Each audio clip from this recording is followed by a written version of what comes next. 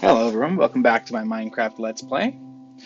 Today, I would like to start by continuing to work on the creeper farm we built last episode. The part I want to focus on for today is the gunpowder storage system here. Today what I would like to do is replace all of this with a dropper into a water stream, up a bubble vader in this corner, and initially what we're going to do is just bring it out up here and store it in chests again. However, once I build the sugarcane farm, which I believe will end up being around here, then I'll split off some of the sugarcane into crafters to turn into paper, and I'll split off some of the gunpowder that's being stored up here and send that over so I can take the paper and the gunpowder, put it into crafters, and automatically make rockets that way. And then I'll probably shulker box load those, shulker box load the rest of the gunpowder.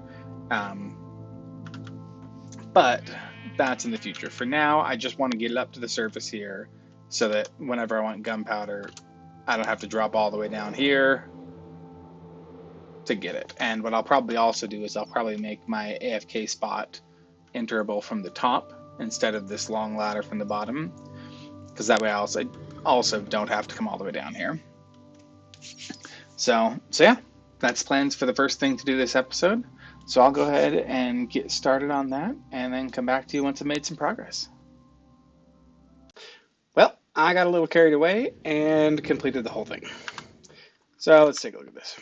I replaced the chests that were here with a dropper, comparator output into a repeater, comes around, pushes a sticky piston, well, powers a sticky piston, pushes an observer over into another observer, makes an observer clock. Under here, we have a water source. That water source goes over here into a bubble vader in the corner here. That bubble vader goes all the way up to the surface. One note before I go up and show the storage up there. I did have originally, this was just water running into here. That created a problem with these solid water blocks pushing some of the gunpowder over to just sit right here. I replaced that with this slab. This would be better if I could put ice under it, but it appears that the bedrock is working fine. I haven't noticed any losses yet, but I will keep I'll keep an eye on that. So that's that. Also, as you can see, I replaced my AFK platform here with just a glass one, drop in the top, sit here, and then fly out the top. And then the bubble column comes up here, just to a really simple, comes up, comes over, drops into these hoppers, goes into these two chests. So that's the current setup right now. Like I said earlier, I'll replace these hoppers and chests once I build my sugarcane farm, which is going to be somewhere over here. I'll split out half the gunpowder, half the sugarcane, convert those two into rockets, shulker load those, and then shulker load the rest of the gunpowder and the sugarcane. But yeah, that's that for now. That's that complete. And I think for now, I've got a clip from earlier I want to show you of me updating the storage in my skeleton spawner area. I just had two chests in there to store all the loot, so I updated that. But yeah, I'll send you over to that footage, and while you do that, I'll be AFKing, and then I'll meet you back here. All right, so this is my skeleton spawner. Works well enough. However, my chest down here kind of leaves somewhat lacking. There's not that much chest space, there's not overflow protection, doesn't sort stuff out. So I would like to fix that in this episode. So what I'm thinking of doing is I'll tear out, I don't know if this hopper's ever used. So I'll tear out like all of this and redirect that hopper over to the right here. I'm going to push this wall back maybe 4 or 5 blocks, and then bring a hopper chain over, up a bubble column, and then run it across the mine and filters. I'll have arrows here, bones here. In this spot, once these bones are filled in, I'll take the bones in, run them through a crafter to turn them into bone meal, run them through another crafter, turn the bone meal into bone blocks. I'll store bone blocks here. And then these two sets of double chests, I think, will just be the miscellaneous, which I think will include glowing sacks. I really don't think I get enough of those to warrant having a whole double chest set for glowing sacks. So this will all be miscellaneous for all the armors and bows and stuff.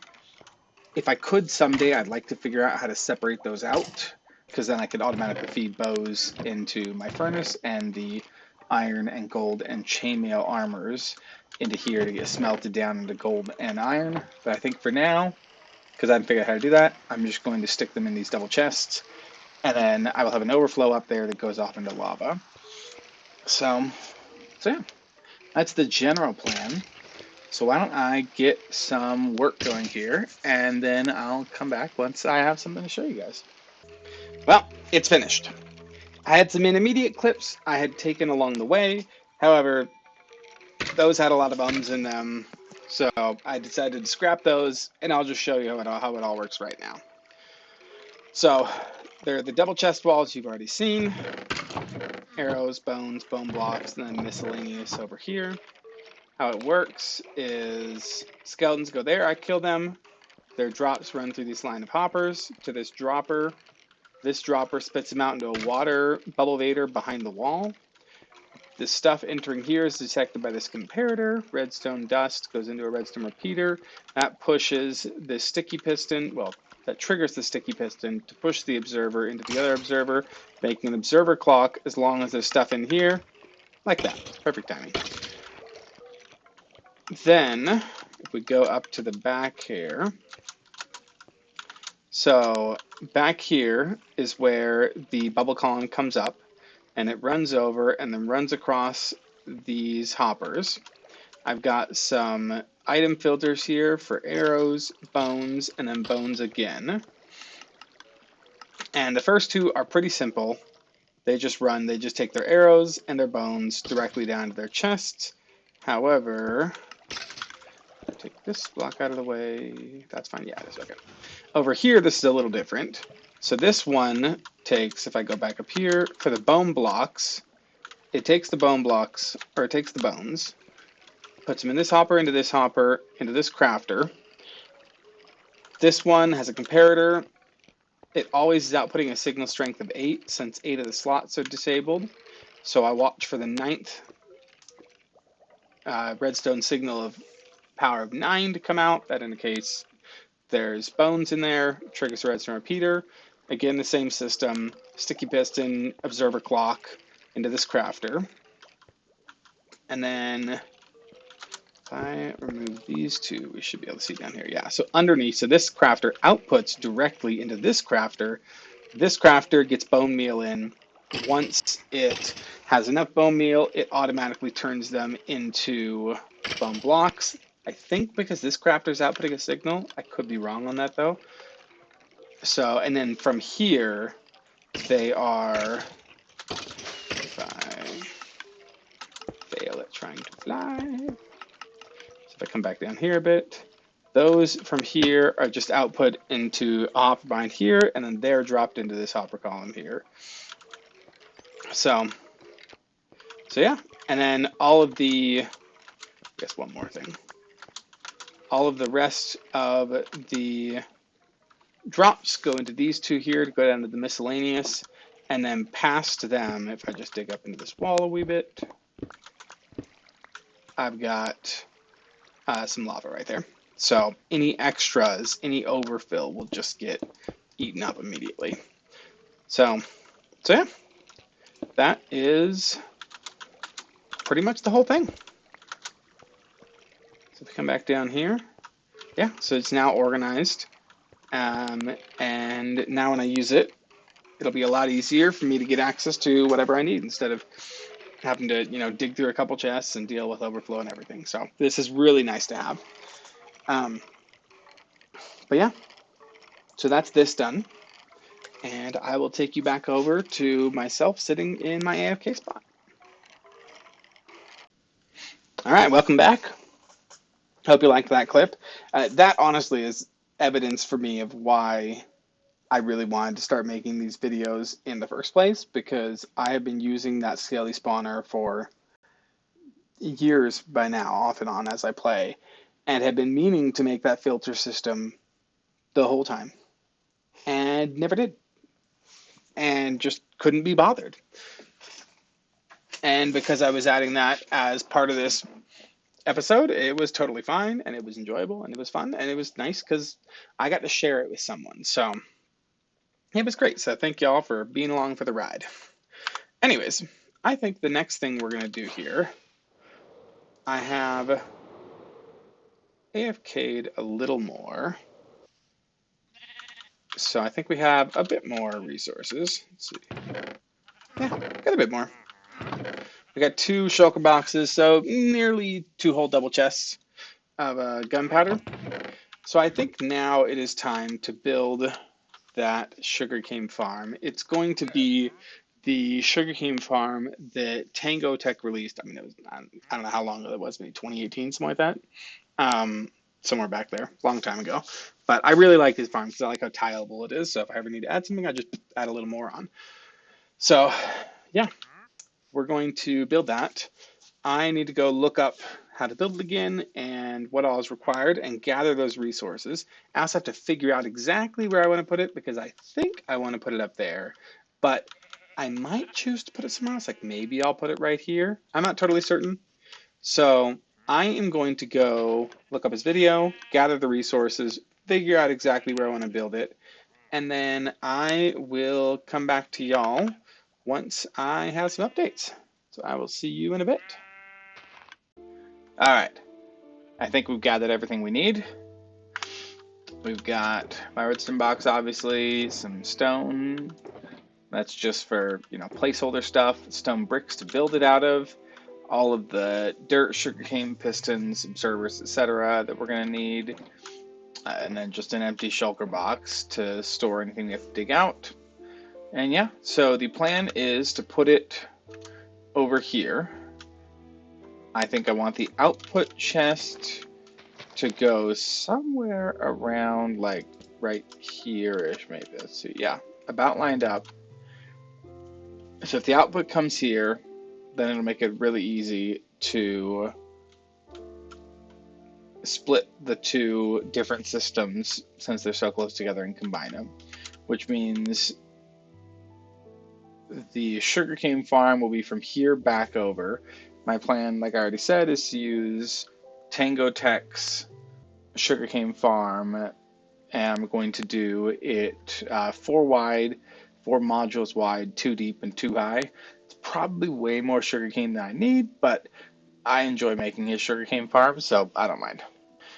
So yeah, that's the plan. First thing I want to do is I want to clear out all of this grass and dirt here to get this area level with this spot here. I probably, if I was like really wanting to be thorough, I'd probably rip it down to here. So I'll think about that. I might end up doing that, but I'm definitely going to at least rip it down to here. So yeah, I am going to figure out which level I want to rip it down to, and I'll be back to you in just a bit.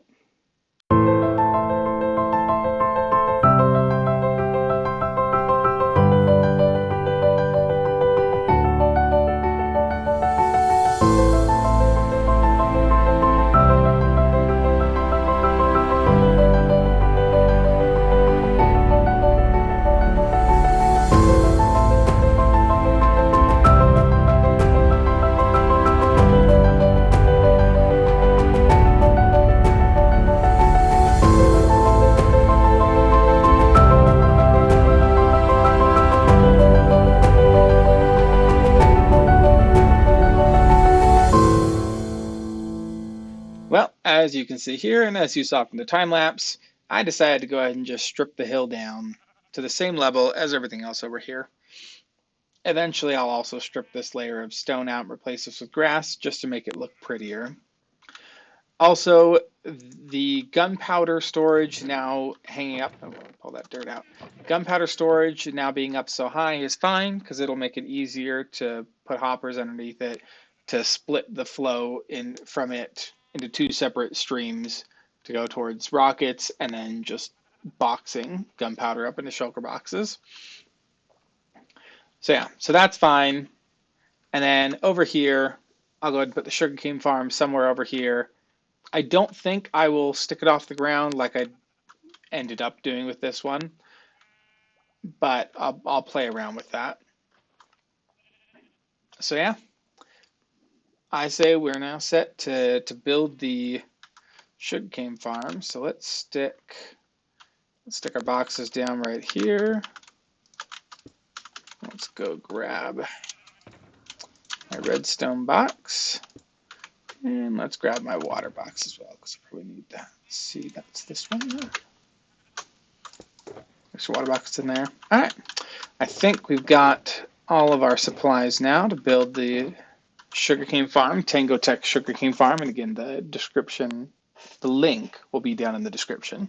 I can English, I promise. But yeah, so I think I'll go ahead and get to that, show you that build. It's a bit of a time lapse. So let's go ahead and get building.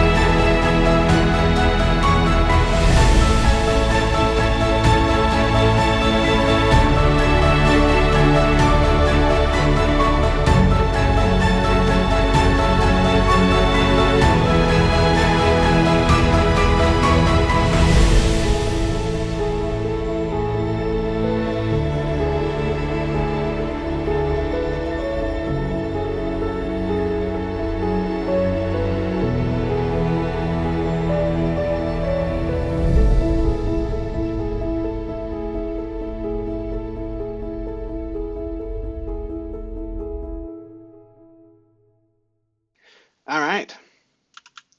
Well, it's finished. Let's take a fly around here. So this is 4 modules wide, 2 long, and 2 high. This is probably way more sugarcane than I will ever need, but I think the farm looks better 4 wide and 2 long, and I like having it 2 high. So yeah, that's this. Here's where everything's collected. We've already got a fair amount coming out of it. It is a bit of a pity that this chest is all the way down here when those are so high up there, but that's fine because, like I said, this isn't the final resting place of the sugarcane. This will probably be replaced by a single dispenser that'll pop it over into a water column, lead up into another chest somewhere up here. This will get split off half and half. That'll get split off half and half. Half the sugarcane will get bulk loaded into shulker boxes. Okay. So I will need to raise the glass a bit. All right, so I'll raise the glass a bit. Here, let me actually go sleep.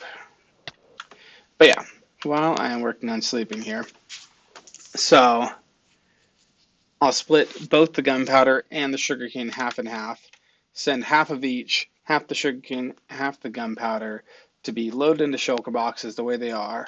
And then the other half of each will probably get fed into the center here, where I'll have a crafter just making regular flight duration 1 rockets, and those will be loaded into a shulker box loader as well. So I have 3 shulker box loaders in this area. 1 for just gunpowder, 1 for rockets, 1 for just sugarcane. And those will all be, end up in double chests somewhere in here. That will probably be in the next episode, and I'll check how long everything is I've done so far. So that might be in this episode, might be in the next episode, we'll see. Yeah, I'm pretty satisfied that we've got the sugarcane farm set up. Yeah, I think this is a good place to leave off for today. So we'll see. I'm going to go take a look at all this and come back to you either to close out this episode or to let you know we're going to do some more. So I will talk to y'all in a bit. Alright, I checked everything, and I think we have enough time today to work on setting up the shulker box loaders. So I'm just going to go ahead and quickly off camera, well, quickly is a strong word, but I'm going to go ahead and get all that set up off camera real quick, and then I will just come back, show you what it all looks like, walk you through it a bit, and then I think we'll call this episode a day. So yeah, I am going to work on all this, and then I will be right back. Welcome back, everyone. I think it's done. I'm even 98% sure it works. It's kind of ugly, but I kind of like it. Let me go ahead and walk you through quickly how it works. This is like take 6 of this, so hopefully I can get it right this time. First thing that happens is the sugarcane runs up this bubble baiter into this minecart hopper. That minecart hopper gets its contents split equally between this hopper and this hopper. This hopper sends its sugarcane out here to my sugarcane shulker box loader.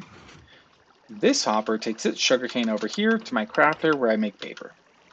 This crafter is controlled by this etho hopper clock, and it will run and continuously be making paper as long as 2 things are true. Number 1, all 3 slots in the crafter have to have an item in them. And number 2, this hopper has to have only 3 stacks or less of paper in it. If either of those is not true, then this OR gate out the back here will light up, will lock this hopper here, and that will prevent the ether hopper clock from running, which will prevent it from making paper. To very briefly go over how both sides of the circuit goes, this one's the simple side. It's just taking a signal strength of how full this item hopper is and running that signal down this line. This one is 9 long, so 1, 2, 3, 4, 5, 6, 7, 8, 9 to get to this repeater. So this is checking effectively, does this item hopper have at least 3 stacks of items in it? If it does, then this line will light up all the way to here, this repeater will fire off, and it will lock the hopper. On this side, what this is checking is, does this crafter have any slots empty with no items in them? If it does, then this comparator here, pulling the signal out of here, will give a signal strength of 6 if there are no items in the crafter, 7 if this slot has an item in it, 8 if this slot does too, and 9 if all slots are full. Probably don't need to be going into this much detail, but I find it interesting. I'm still kind of learning Redstone.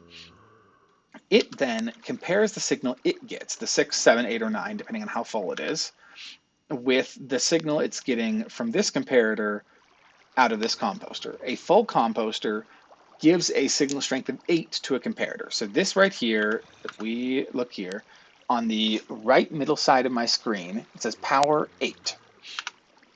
So that has a signal strength of 8. So this comparator is comparing whatever it gets with a signal strength of 8, and it needs something greater than that to send its signal through. So if all the slots are full, then it has a signal strength of 9. That allows it to go through. If it doesn't, let's say it only has 2 slots full, that'd be a signal strength of 8. That would not overcome this signal strength of 8. It wouldn't be greater than it, and no signal would go through here. This torch would then be lit up because it's turned off now because it has all slots full and this is lit up. This would be lit up. That would light this repeater up, light the line up, lock the hopper. Anyways, so that is how the paper is made. Now, how the rockets are made is over here. So this is the crafter that makes the rockets. These also operate off of an etho hopper clock here, and this etho hopper clock is controlled by a triple OR gate over here. The way this one works is it checks three things. Number one, it comes off of this comparator here, same comparator as this one, and it just checks, is there enough paper in this item hopper? Almost fell. Number two is it comes off of this comparator here, and this just checks, is there enough gunpowder in this item hopper? And then number three, it's comparing off of this chest, and it's checking, is this chest full? Or not full in this case. So this etho hopper clock will run and cause this crafter to run as long as there's enough paper in that hopper, enough gunpowder in that hopper, and this chest is not full.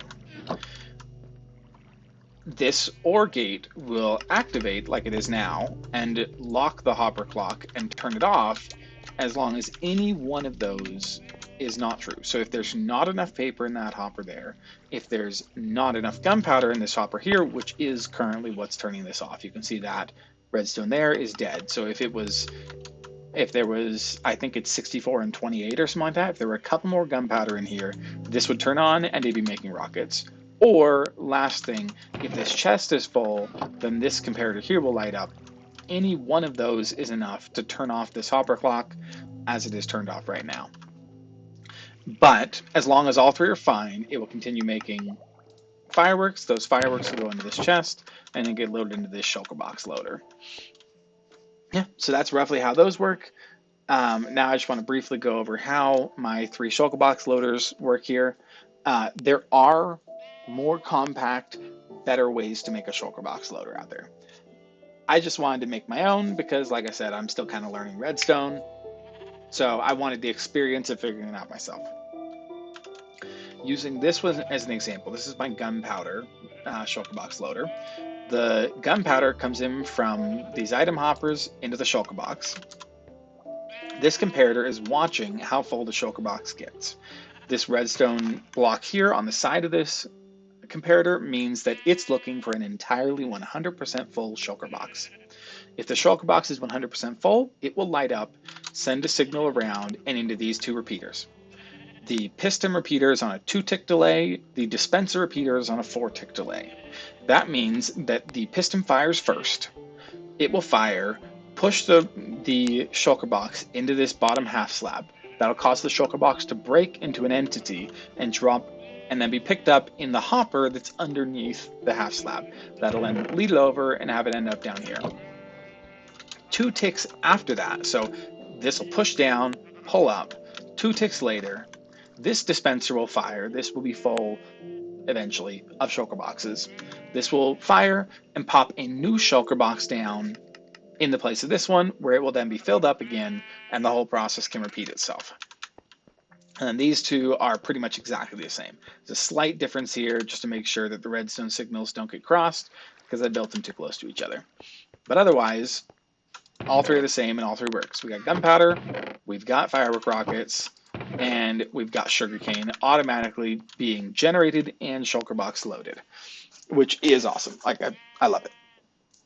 Totally removes my need to worry about having, oh yay, rain, having enough fireworks, having enough rockets. And if I ever need sugarcane or gunpowder, I've got plenty of it. So yeah, it is now raining, which seems to indicate it is time for this episode to come to an end, because I probably need to go sleep. So I think I'm going to call it here. Next episode, I have 2 goals. I want to do some work on my castle finally again, so y'all actually be able to see some work on that. And I would like to go do some end busting so we can fill up all 3 dispensers over here. We might even look into making some crafter system that like takes wood and shulker shells and automatically makes chests and then shulker boxes for this. We'll see how it goes. But at very least, I want to do a bit of an end run so I can get some more shulker shells, make some more shulker boxes, fill these up so I don't have to worry about them running out. But yeah, I think that is a good place to let off the episode. So I will see y'all next time, and I hope y'all have a good day.